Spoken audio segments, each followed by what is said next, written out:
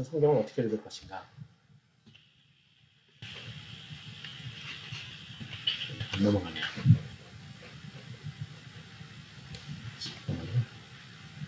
자, 넘어가네요. 자, 우리 첫 번째는 우리가 성경을 읽으려고 하면 이제 성경을 이제 정해야 된다. 어떤 성경을 읽을 것인가? 그 종이로 된 성경을 갖고 있으신 분 같으면은 여러 종류가 아니면은 보통 한 버전이겠지만은 만약 인터넷으로 한다라면은 읽는다고 하면은 여러 가지 버전을 읽을 수가 있을 텐데 그럼 그 중에서 어떤 것을 선택할 것인가? 간단하게 얘기하면은 어떤 성경 번역이 좋은가라는 이제 질문이 될 텐데 그 성경은 기본적으로 원어가 그러니까 그 영어든 한국말이든 기본적으로 원어를 번역을 한 겁니다. 그렇기 때문에 원어가 아니기 때문에 사실 어느 걸 읽느냐는 여러분이 선택하는 문제이고 어느 것이 더 좋다 나쁘다는 것은 없습니다. 다만 이제 성경 번역이 좀 옛날 버전 같으면은 이해하기가 좀 어렵고 최근에 번역된 것 같으면은 그 현대어로 되어 있어서 좀 더 이제 읽기가 쉽고 그럴 수가 있습니다. 그래서 지금 한국말로 된 것 같으면은 개역 한글 같으면 좀 어려운 버전입니다. 그래서 시브리서 4장 15절 같으면은 여기에 어려운 단어가 나오죠. 여기. 체휼하지 아니하는 자가 아니요라고 이제 이렇게 나오는데 체휼이 뭐지? 근데 개역 개정을 보면은 이런 의미겠구나 이제 알 수가 있죠. 연약함을 동정하지 못하실 리가 아니요. 저희 교회나 아니면 요즘에 많은 분들이 대부분 사용하는 것은 개역 개정입니다. 세번역 같으면 이제 그거보다 좀 더 풀어서 여러분이 읽어보시면 아시겠지만 좀 더 풀어서 써 있습니다. 그리고 이제 현대어 성경이라든가 이런 것 같으면 진짜로 완전히 이제 뭐 거의 대화체 느낌이 날 정도까지 합니다. 다시 말하지만은 어느 게 꼭 더 좋다 나쁘다 그런 건 없습니다. 그건 마찬가지예요. 여기 있는 분 중에 어떤 분들은 난 그럼 영어로 읽어야 되겠다라고 혹시 결정하는 분도 있을지 모르겠는데 영어 같아도 마찬가지입니다. 같은 것도 다 내용이 좀 틀립니다. 킹제임스 버전이라든가 NIV 메시지 그 한국말 번역 같으면은 좀 그런 게 좀 덜한데 영어 번역 같으면은 그 번역하는 어떤 기관이나 그런 데서 결정을 합니다. 이거는 원래 원어랑 좀 비슷하게 해야 되겠다. 그러니까 어순을 가능하면은 원어랑 비슷하게 가려고 하는 것들이 좀 있어요. 그런 것들은 영어적으로 문법적으로 꼭 틀린 건 아닌데 약간 부자연스럽게 되는 경우들이 좀 있는데 그런 경우에는 그 사람들이 일부러 원어랑 좀 어순을 좀 비슷하게 가려고 하는 그런 경향이 있어서 그렇게 좀 어려운 경우가 있습니다. 킹제임스 버전이라든가 뭐 NASV라든가 이런 것들이 좀 그런 거예요. 그 정반대쪽 같으면은 원어의 순서나 이런 거는 상관없이 그냥 그 원래 성경이 의미하는 것을 풀어서 설명하는 것들이 있습니다. 메시지가 이제 그 반대쪽이 될 테고 자유롭게 이제 다시 썼다라고 표현할 수가 있겠죠. 그 내용이 바뀐 건 아니지만. 그리고 NIV 같으면 딱 중간 정도가 돼 있어요. 뭐 그래서 그런지 모르지만 NIV를 보통 많이 쓰는데 그래서 여러분이 어떤 게 더 좋은지는 어느 걸 해도 상관이 없습니다. 다만 여러분이 만일 어떤 부분을 읽다가 그 부분이 만일 좀 이해가 잘 안 간다 그러면은 그걸 해결하는 방법 중에 하나는 뭐 여러 가지 뭐 찾아보는 게 있겠지만 다른 성경 번역본을 찾아보는 거 하나의 방법이 되겠습니다. 자, 어떻게 읽을 것인가? 제가 이제 평소에도 여러 그 콘텍스트에서 많이 강조하는 건데 역사적, 문화적 배경을 바탕으로 읽어야 된다는 거죠. 우리가 읽는 성경책은 그 2000년 전, 신약성경 같은 2000년 전, 예전에는 뭐 구약 같으면 뭐 3000년, 3500년 전까지 중동 지방의 얘기입니다.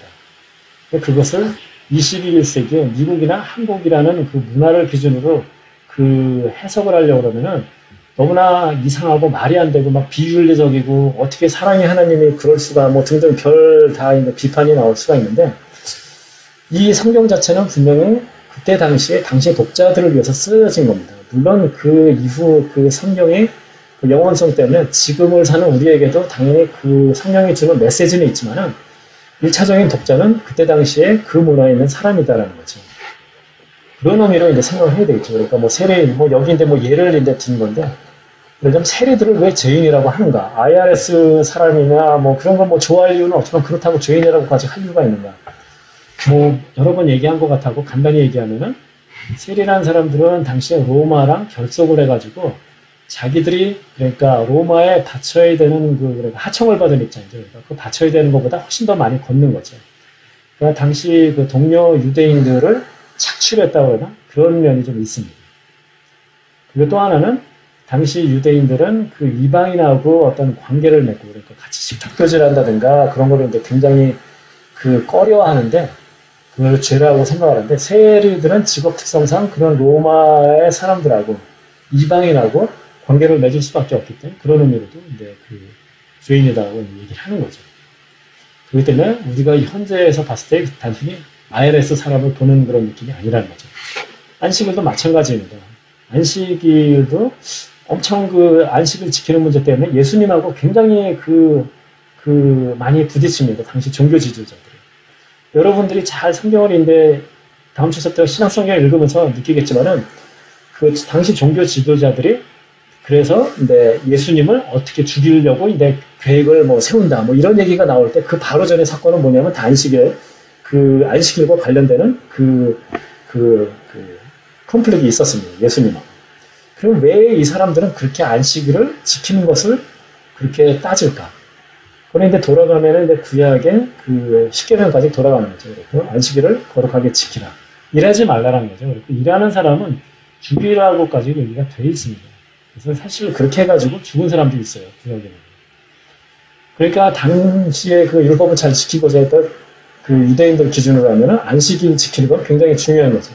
그것도 장로의 전통 같은 것들을 만들어가지고 구체적으로 이런 일은 해도 되고 안 해도 되고 다 정해놨는데 예수님이 이제 그런 날에 이제 그 병자를 고치고 하니까 이 사람들 입장에서 이해가 안 갔고 그러면서 이제 예수님하고 그 부딪히는 일이 많아져. 그 구역에 그렇게 돼 있었다라는 거. 그다음에 당시에 그 장로의 전통 때문에도 좀 그랬었다. 그래서 이제 이해를 해보면 좋을 것 같고요. 그 뭐 방금 전에도 이제 얘기를 한 건데 당시에 그 쓰여진 독자들을 위해서 쓰여졌다라는 거죠.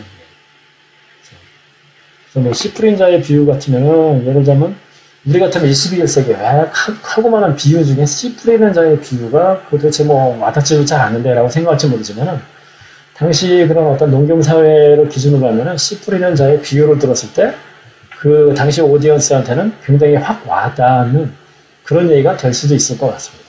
아니, 있을 것 같은 경우는 당연히 그러겠죠. 그래서 이런 것들을 통해서 그리고 서신서의 책망의 내용. 그러니까 우리가 서신서들을 이제 보면은 바울의 서신서들을 읽으면은 야, 이 교회들은 야, 이런 뭐 서신서들도 받고 굉장히 뭐 훌륭한 교회인가 보구나라고 생각을 할 텐데 사실은 그 서신서는 그 교회들이 문제가 있었기 때문에 그 문제들에 대한 답을 하기 위해서 또는 여러 가지 문제가 있기 때문에 권면을 하기 위해서 쓰는 내용들입니다. 특히 고린도 뭐 전서나 후서 같은 데 같으면은 특히 보면은 정확히 당시에 어떤 일이 있었고 그거에 대해서 그 바울이 이제 설명을 해주는 막 비난도 하고 책망도 하면서 막 설명을 하는 그런 내용입니다. 그런 거를 봤을 때도 우리가 알 수가 있죠. 그 성경이라는 것이 정확히 당시에 그 사람들에게 어디언스가 정확했다는 거죠. 그런 특정 서신서가 그 교회의 문제를 가지고 쓰는 거기 때문에 그 교회에 보낸 거죠.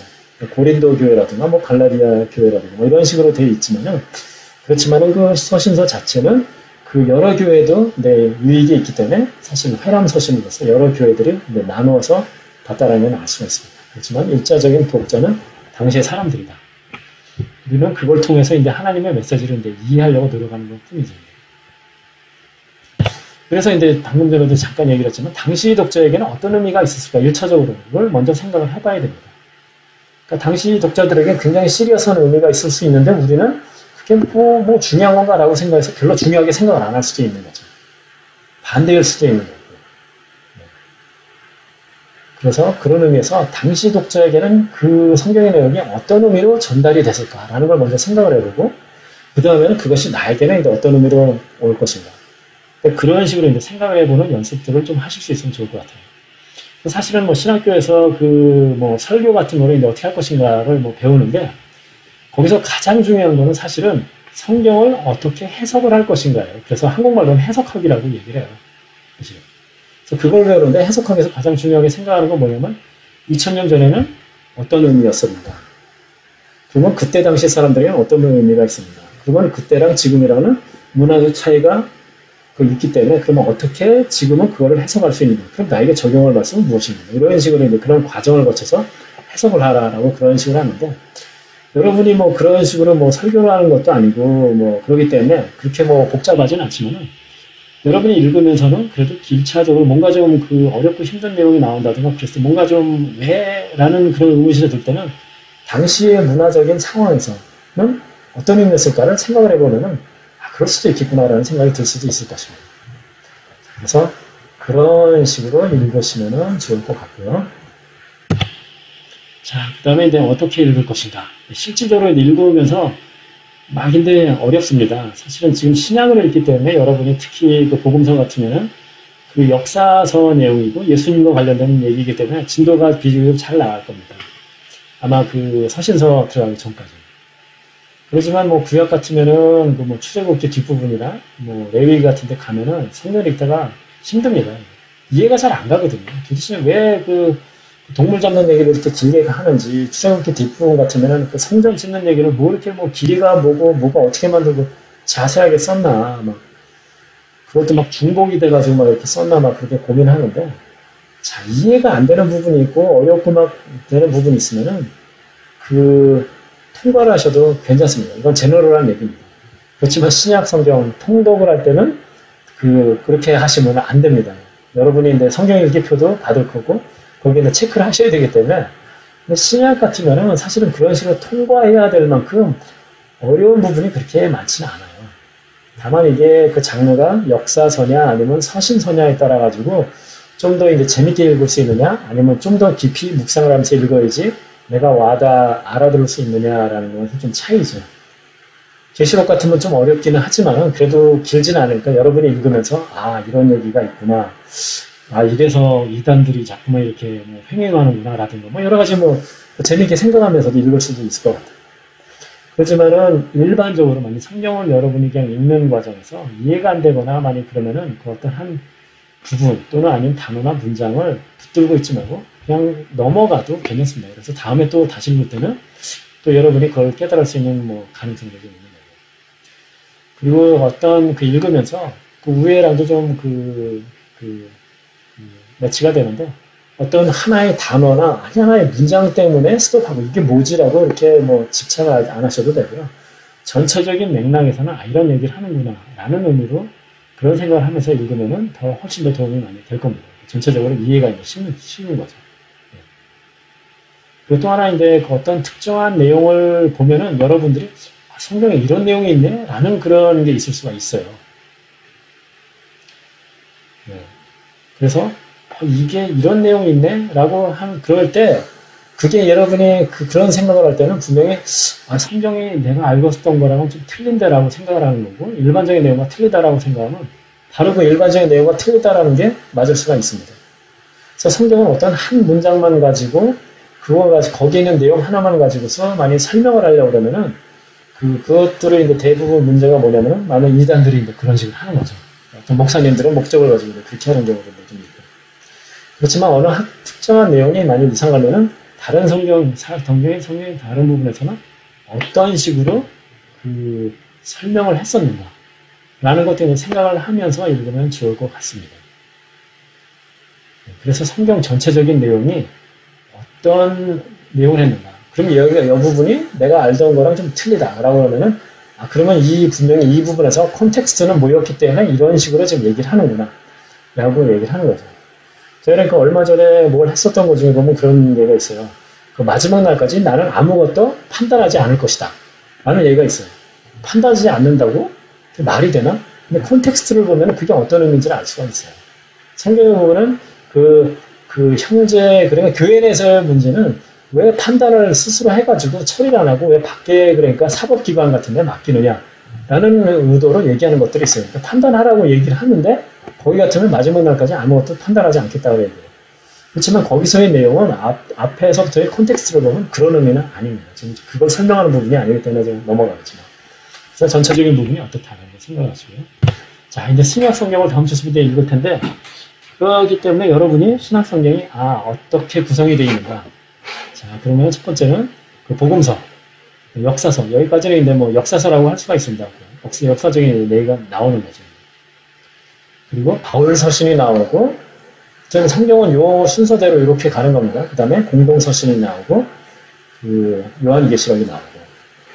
요 순서는 얘 같으면은 뭐 다 설명을 좀 할 수는 있는데 마태복음 같으면 구약하고 연결이 되는 부분이 좀 있어요. 그래서 마태복음을 보면은 여러분들이 그런 것도 한번 보세요. 마태복음에 보면은 뭐 예수님이 뭐 이런 일을 하셨는데 이런 말씀을 하셨는데 그러면서 그것이 구약에서 예언한 것을 이루셨다라는 그런 내용들이 엄청 많아요. 마태복음 1장서부터. 그게 많다는 건 뭐냐면은 그 구약하고 연결을 지어서 사람들이 이해할 수 있게끔 하기 위해서 그렇게 하는 것입니다. 아무튼 이런 식으로 순서가 되어 있고요. 바울서신 이 순서는 앞부분은 교회들에 보낸 거고 요거 디모데 전서후서 여기서부터는 개인에게 보내는 겁니다. 그래서 그런 식으로 이제 그룹을 지었고요. 교회에 보내는 서신, 개인에게 보내는 서신, 그리고 각 그 서신들을 기준으로 하면 로마서가 고린도전서보다 고린도전서 후서보다 무슨 뭐 신학적으로 더 의미가 깊어서 꼭 그런 의미는 아니고 그냥 양이에요. 그러니까 뭐라 그러면 책의 길이가 그 차이입니다.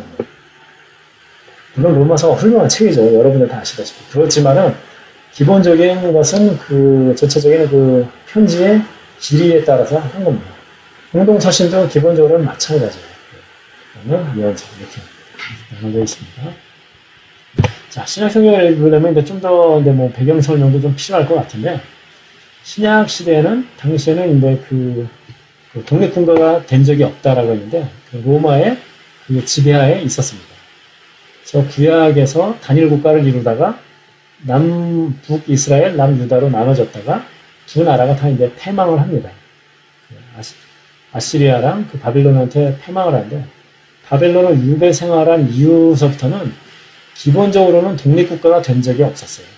바빌론, 그 후에는 어디냐, 갑자기 까먹네. 그리스, 로마 계속 이렇게 이어지는 그 다른 나라의 지배를 받는 그런 과정이 있어요. 물론 중간중간 잠깐씩 그것부터 벗어나서 그 독립 비슷하게 살짝 유지한 적은 있지만 기본적으로는 독립국가가 된 적이 없습니다. 그리고 예수님 당시에는 신약 성경에 쓰여진 시대를 기준으로 하면 로마의 지배하에 있었습니다. 그리고 또 하나 이제 신학적으로 하면은 구약에서는 하나님께서 계속 선지자들을 통해서 회개하라. 선지자들을 통해서 하나님 말씀을 전해주셨는데 말라기 선지자 이후에 BC 한 400년서부터는 더 이상 선지자를 보내주시지 않으셨습니다. 그래서 침묵의 시간이 되는 거죠. 그래서 이 기간 동안에 사람들이 불안해하기 시작을 합니다. 그리고 계속 이제 독립국가가 안 되는 상황에서 어떤 그 구약에서 약속한 메시아에 대한 사상이 생겨났습니다. 다음 슬라이드를 하면서 얘기해요. 메시아를 기다리기 시작을 했습니다. 그 메시아를 통해서 어떤 정치적인 그 독립을 소원을 했었던 거죠. 그리고 그 메시아가 빨리 오시게 하기 위해서, 그러니까 하나님의 어떤 음성을 듣기 위해서는 이 사람들이 근데 과거를 반성을 하는 거죠. 자기 선조들을 봤을 때 하나님 말씀대로 살지가 않아가지고, 그렇기 때문에 분명히 이렇게 패망을 하고 더 이상 하나님의 말씀을 안 하시는 거죠. 그럼 어떻게 해야 되겠어요? 그럼 우리는 하나님 말씀대로 살아야 되겠다. 하나님 말씀으로 돌아가자. 그래서 나타나는 것이 사실 우리가 하는 바리새인들이 하는 그런 운동이에요. 근데 그게 이제 잘 하려고 하나님 말씀대로 살려고 하는 것이 근데 기계적으로 메카니컬하게 흐르다 보니까 그럼 하나님 말씀이 다 구체적으로 성경에 안 나와 있으니까 우리가 그러면은 어떤 식으로 구체적인 적용 방법을 정해보자 라고 하면서 나타나는 것들이 장로의 전통입니다. 그래서 그 예수님 시대에 들어서면은 하나님의 말씀을 열심히 지켜야 되겠다는 마음은 있었지만 내용적으로는 장로의 전통만을 강조하고 실제로 구약의 성경 말씀에 대해서는 무시하는 그런 경향이 있습니다. 그런 것 때문에도 종교 지도자들하고 예수님하고 엄청 많이 갈등을 빚게 되는 거죠. 그래서 당시의 종교 지도자들, 특히 바리새인들이나 서기관들 같은 경우는 어떤 그 메시아를 소망하면서 하나님으로부터 오는 메시아를 소망하면서 열심히 읽는다라고 하지만은 그 열심은 잘못된 것 또는 아니면 뭔가 그 개인적인 이익을 위해서 다른 사람들에게 잘 보이기 위해서 외식한다라고 보통 얘기를 많이 하죠. 당시 종교지도자들. 외식하는 그런 모습을 했었기 때문에 예수님하고 갈등을 빚고 하나님과는 상관없는 하나님을 위한다고 하나님이 원하는 대로 살겠다라고 하는 말은 하면서 실제로 하나님과 관계없는 그런 상황이 됐었습니다. 당시 종교 지도자들. 자, 그럼 정치적인 배경은 로마의 지배하에 있었습니다. 그래서 그 총독이 있었죠. 빌라도라는 총독이 있었습니다. 그렇지만 그 총독이 지배만 하는 게 아니라 일정 부분 자치권을 인정을 받았습니다. 그래서 헤롯 왕. 그래서 예수님 당시에는 헤롯 왕이 한 명이 있었습니다. 그러니까 헤롯 왕이 한 명이 있었어요. 그 헤롯 왕이 예수님이 태어났을 때 이제 베들레헴의 아기들도 다 죽이고 그렇게 되는데, 예수님이 사역을 시작할 때쯤 되면은 그 예수님을 죽이려고 했던 헤롯 왕은 죽고 그 아들들 넷이서 그 넓지 않은 땅을 나눠서 이제 통치하는 상황이 돼요. 그래서 그 성경에 보면 분봉왕이라는 표현들이 나와요. 그 분봉왕이 뭐냐면은 여러 이 헤롯이라는 사람의 아들 4명의 그 각이에요. 근데 그 중에 또 한 명은 이름이 또 헤롯이에요, 또. 그래서 헷갈려요, 사실은. 그래서 헤롯이라고 예수님 당시에 예수님이 사역을 할 때의 헤롯과 예수님이 태어났을 때 예수님을 죽이려고 했던 헤롯은 다른 사람이에요. 그 외에 다른 무슨 빌렙이라든가 그런 또 왕들이 있는데, 그 원래 헤롯 왕의 아들들이 나눠서 가는 그런 거고요. 자, 그 다음에는 사회적 배경으로는 예수님 당시에는 그 사회적으로는 굉장히 안정이 돼 있었습니다. 가난하게는 살지는 몰라도 안정이 돼 있었죠. 사실은 그 옛날에 2000년 전에 그 많은 동네라는 게 사실은 그런 어떤 왕의 지배하에 있었지만 그게 어느 정도는 루즈하게 되는 경우들도 있고, 사실은 그 다른 나라를 간다든가 다른 지방을 간다는 게 위험해요. 그게 왜냐면 다른 나라를 가는 거고, 그러면은 언어도 예를 들면 틀리고, 그러면서 문화도 틀리고 생긴 것도 틀리고 그러면은 그 사람들이 배척하고 잡아서 죽이고 등등 여러 가지 결정을 해야 되는데, 로마라는 큰 나라가 지금 굉장히 넓은 지역을 관할을 하고 있어요. 그래서 그 로마가 이때는 이제 안정기가 들어가는 시대였습니다. 사실. 시저라는 왕, 그 황제, 그러니까 BC 좀 전서부터 시작해서부터 AD 100년, 200년 정도까지가 이제 로마의 어떤 그 황금기가 되는데 굉장히 안정된 시기입니다. 팍스 로마나라고 여러분이 들어보셨을 텐데. 여기 써있네. BC 27년서부터 AD 180년. 그때 정도까지로 이제 그 시저라는 왕과 마르커스라는 이제 아우렐리우스라는 이제 그 황제가 있던 시절인데 굉장히 안정되는 그런 시절이었습니다.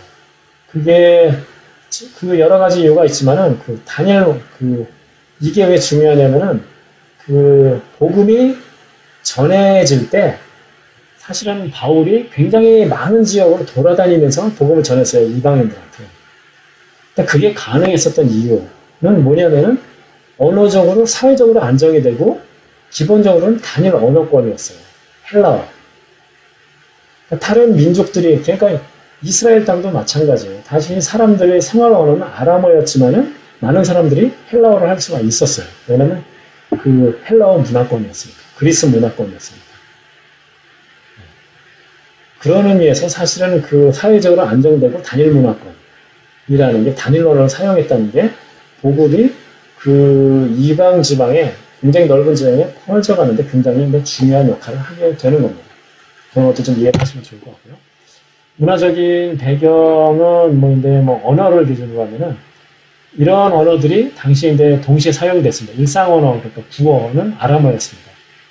당연히 그 시나고그나 아니면 그런 성경을 읽을 때 성전 같은 데서, 그리고 시나고그 데서 그 구약 성경을 읽을 때는 히브리어죠, 당연히.